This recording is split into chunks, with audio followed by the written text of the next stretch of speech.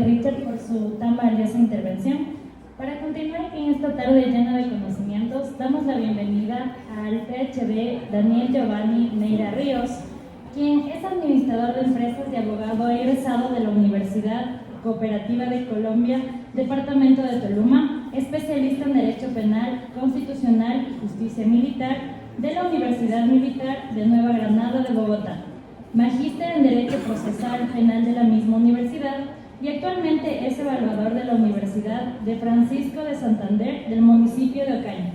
Además, es litigante en procesos penales y disciplinarios ante la Procuraduría General de la Nación de Colombia y en las oficinas de control disciplinario de las fuerzas militares y policía en Colombia, con su tema titulado El sofisma de la justicia ante los conflictos procesales. Recibimos al doctor con un fuerte aplauso, por favor.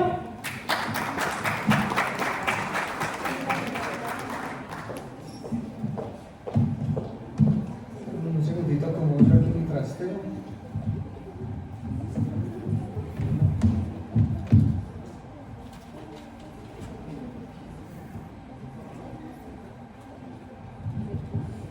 Bueno, muy buenas tardes para todos.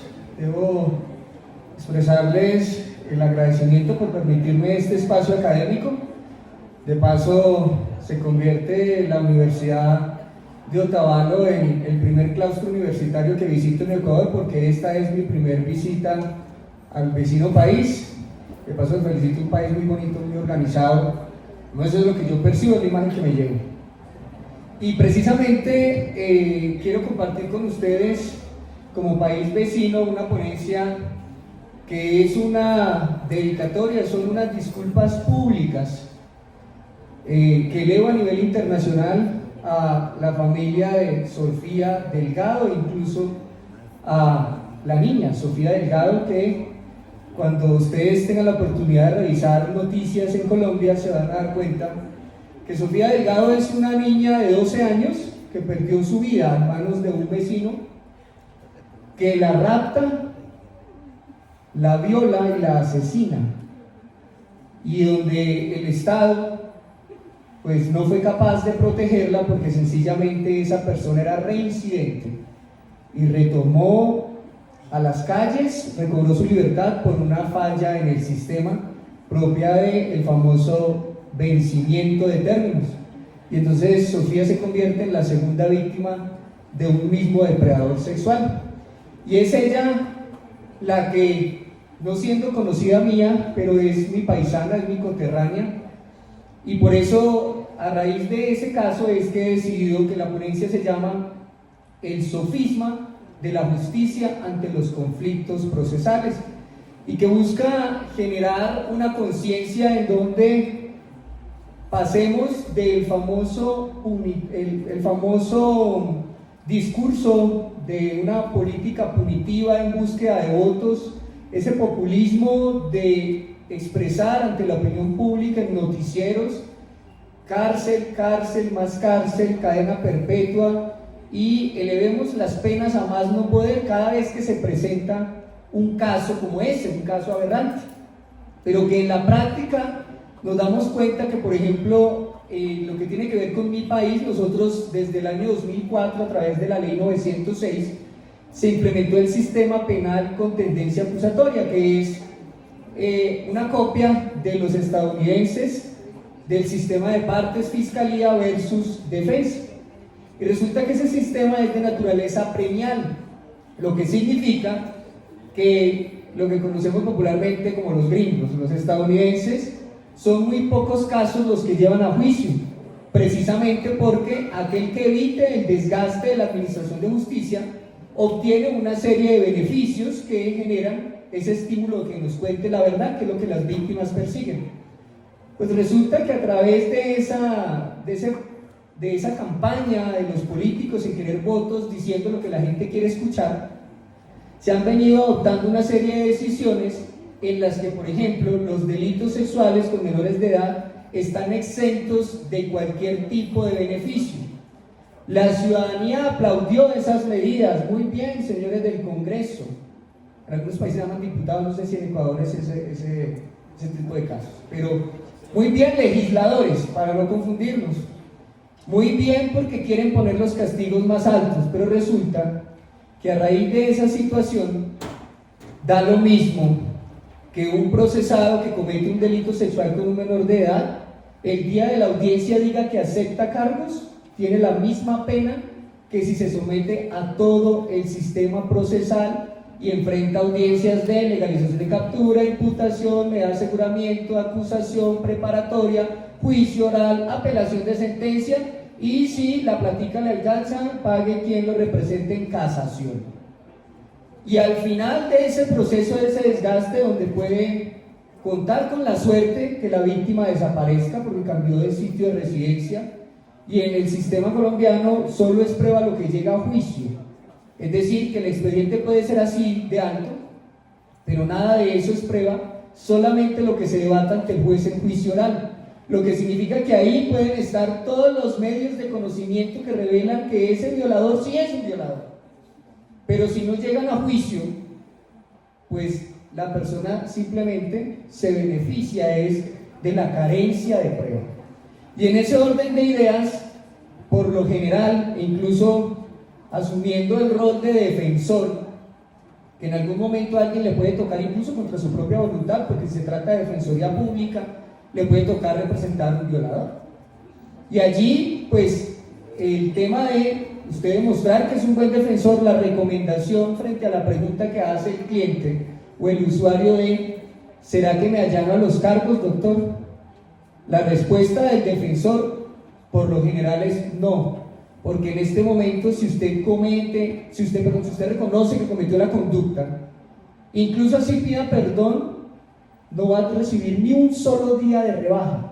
Entonces más bien vaya por suerte en juicio, porque de pronto si el escrito de acusación no se radica a tiempo, queda libre. Si la alcanzaron a radicar a tiempo, pero de pronto entre el escrito de acusación y el juicio oral dejaron pasar 120 días, que son apenas 4 meses en un sistema lleno de expedientes, es fácil que se venzan los términos y recobre su libertad. Entonces juegue más bien con la ineficiencia del Estado y muy seguramente puede salir a la calle nuevamente. Pues uno dirá a que se porte bien, pero él internamente irá a buscar mi siguiente víctima, porque el sistema procesal decidió atender ese tipo de conflictos entre víctima y victimario por esa vía, la de las restricciones. Y ello pues ha generado que entonces a alguien se le ocurriera, y ha pasado en varios países, vamos entonces a la cadena perpetua para que nunca salgan. A algunos se les ocurre esa solución y todos, no, pues aplaudamos, démosle comida y dormida durante toda la vida, paguemos impuestos para que esa persona esté bien gordito, bien dormido, con servicio de salud y todo en la cárcel, echándose viento. Pues resulta que esa medida además pues genera serios problemas. Por eso en Colombia la han intentado como 3 o 4 veces, pero no ha logrado, a pesar de que ha llegado a ser ley de la República y que el presidente la sanciona, la Corte Constitucional le ha dicho eso no se puede. ¿Y por qué no se puede? Porque es que países como Colombia, y creería que también está allí Ecuador, pues han suscrito la famosa Convención Interamericana de Derechos Humanos. Y resulta que allí la convención, en el artículo 5º, numeral 6, establece comillas: las penas privativas de la libertad tendrán como finalidad esencial la readaptación social de los condenados, cierro comillas. Y entonces, ¿qué readaptación social si no va a salir? No lo estoy readaptando. De hecho, si ya no tiene ningún estímulo para salir, es decir, para mejorar, si sé que aquí me voy a quedar toda la vida, pues yo dentro de la cárcel convierto las cárceles en una mafia peor de la que ya son. Porque imaginémonos un caso hipotético donde usted es víctima de cualquier delito y de pronto por allá el diablito dice que usted lo que quiere es que su victimario muera. Pues una idea que sería muy buena es busque a alguien que esté condenado a cadena perpetua y pídale el favor. Porque como esa persona no va a salir, no tiene que perder. Y entonces ofrézcale cualquier peso, bueno, aquí en este caso cualquier dólar, que esa persona, como sabe que no sale, pues entonces se vuelve un cacique delictivo dentro de la cárcel. Ah, que eso puede ser revisable, lo han hecho en algunos países. Sí, para que tenga plata y tenga como pagar un psiquiatra que le diga que ya usted se encuentra un poquito rehabilitado y retorne a la libertad. Entonces, esas son el tipo de reflexiones que hay que hacer, donde desde la academia se debe llamar la atención a los legisladores de que no deben adoptarse medidas legislativas solamente para lograr el aplauso y los votos, sino algo que realmente funcione. En el caso este que les comentaba de la niña Sofía, la persona enfrentaba un juicio oral por un delito sexual, se le vencen los términos, sale, monta, es decir, crea o abre una venta de purina, de temas de mascotas, sin ser veterinario, solamente venta de peloticas, de jueguitos y purina. La niña que vive en su misma cuadra llega a comprar un champú para el perro, la encierra, la asesina, la corta en pedazos, la envuelve en una bolsa de esas grandes de comida de perro, va y la bota en un potrero, y si no es porque él dice dónde la dejó, el Estado ha sido incapaz de encontrarla. Ante ese tipo de situaciones, pues saltan a la vista otros casos que han sido de conocimiento nacional en mi país. No solamente ocurren en todos los países, no solo en Colombia, son casos, digamos, esporádicos. Somos más de 53 millones de colombianos, esos casos no nos representan. Pero sale un caso adicional, que es el de la niña Juliana Zamboní, que también pueden consultar ustedes por internet, y en donde una de las personas más adineradas del país rapta a una menor, la lleva para su apartamento, la accede carnalmente, la asesina, la embalsama, le pone un moño como si fuera un regalo que él mismo se da, y pues afortunadamente a través de cámaras de seguridad y, o sea, una investigación que ahí sí el Estado, pues digamos, como que se despertó un poquito, dan con la captura de esta persona. En ese sector han desaparecido alrededor de 15 o 20 niñas sobre los mismos horarios, un vehículo que la gente describe muy similar. Este ciudadano manifiesta a la justicia: ¿qué pasa si yo digo si sé de alguna otra niña? Es decir, ¿qué pasa si yo cuento quiénes pueden ser de pronto otras víctimas? O sea, si yo doy alguna colaboración con la justicia, ¿me rebajan un día? La respuesta fue no. ¿Qué pasa entonces si yo indemnizo a la familia? Mi familia tiene plata, indemnizo para que me rebajen al menos un día. Si doy $1000, ¿me rebajan algo? ¿Un día menos? La respuesta de la justicia es no. Entonces, ¿qué pasa si yo hice esto en colaboración con otras personas? Entre esas el vigilante, que luego se suicidó.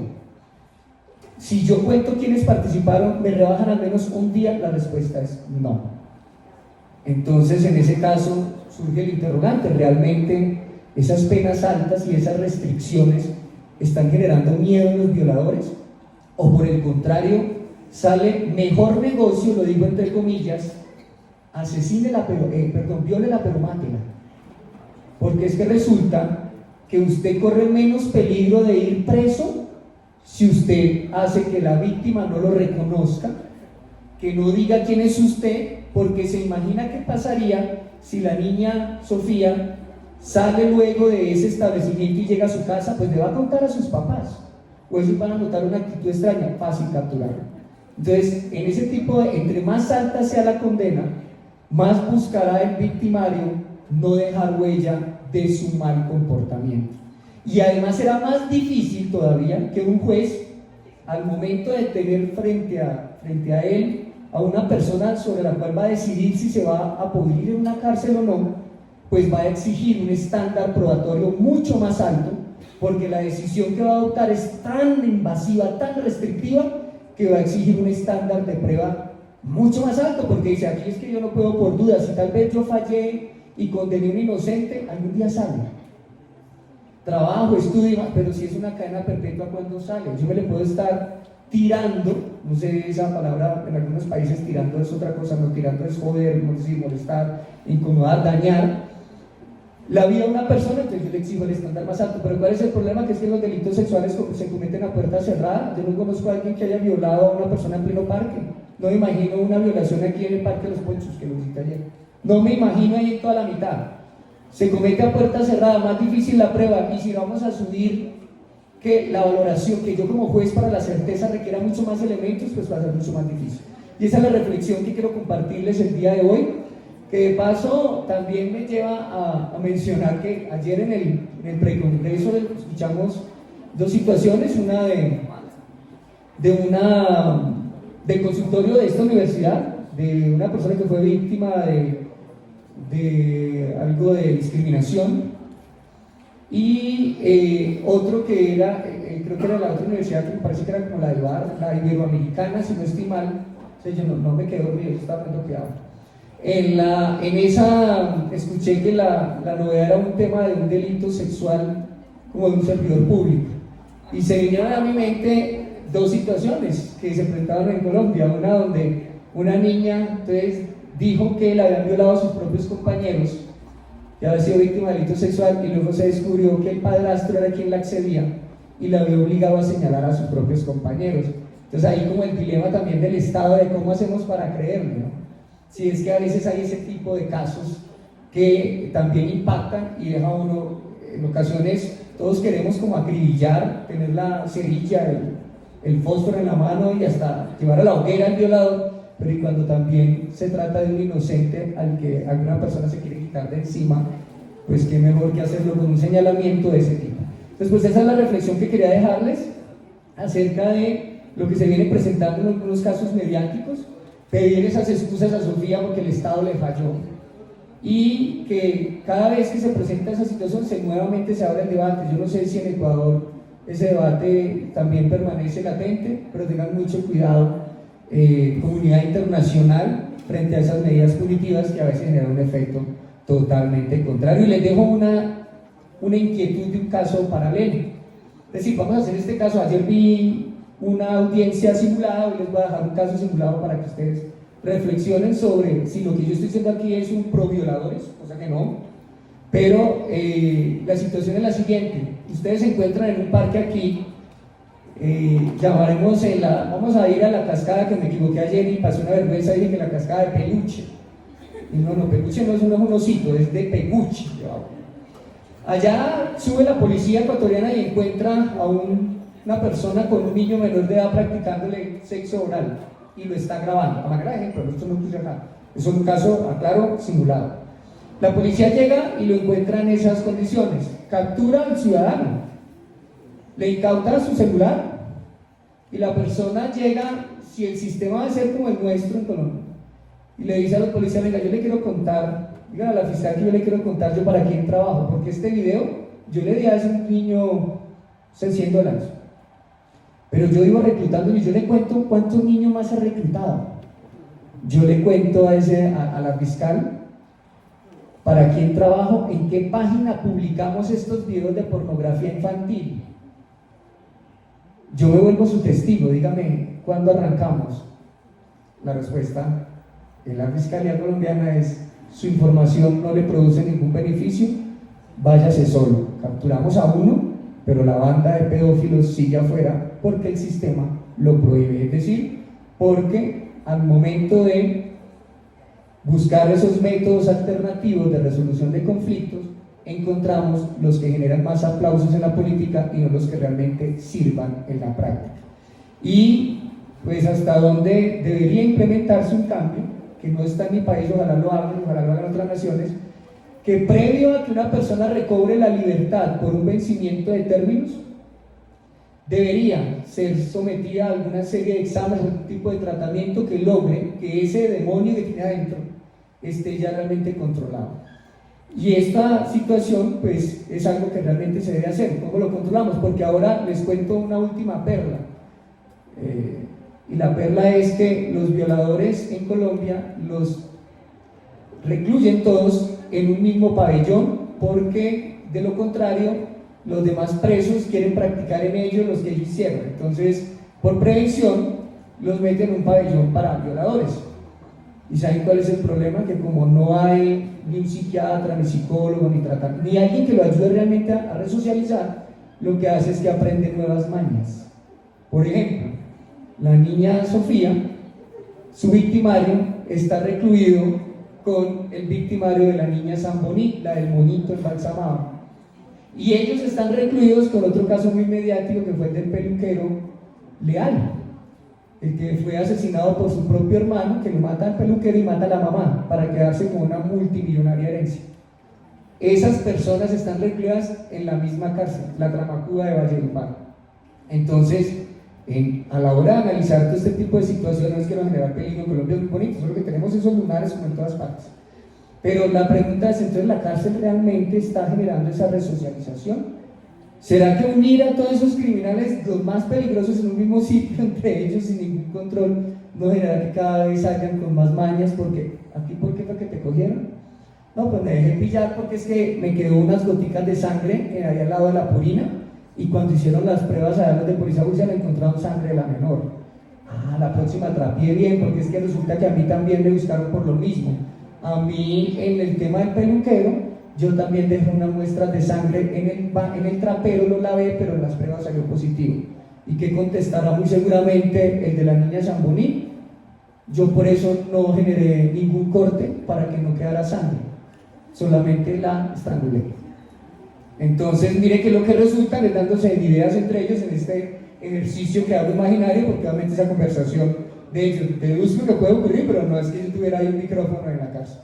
Entonces considero que con este tipo de experiencia esa es la invitación a que pensemos más en los efectos colaterales de cada ley de la República y no que votemos por el político que ni siquiera estudia Derecho, pero se mete a la Asamblea Nacional o al Congreso a crear normas cuando no se ha leído muy seguramente ni siquiera el preámbulo de la Constitución.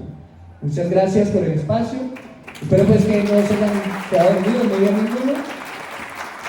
Y pues iba a utilizar una frase que utiliza un profesor mío, Pedro Alonso Hernández, invocando a Gabriel García Márquez cuando tiene alguna conferencia, solo que aquí no se podía porque hay estudiantes, entonces yo aprovecharía. Pero dice algo así como: si a alguien le parece muy aburridora mi ponencia, le pido que por favor se salga, pero que se salga con mucho cuidado sin hacer ruido para que no despierte a los que se quedan. Hasta luego. Muchas gracias por el espacio.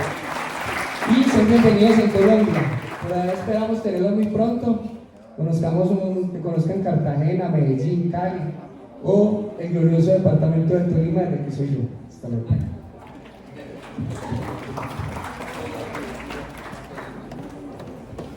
Le agradecemos, doctor Daniel Neira, por su ponencia. Para concluir, queremos dar la bienvenida al magíster Santiago Guevara.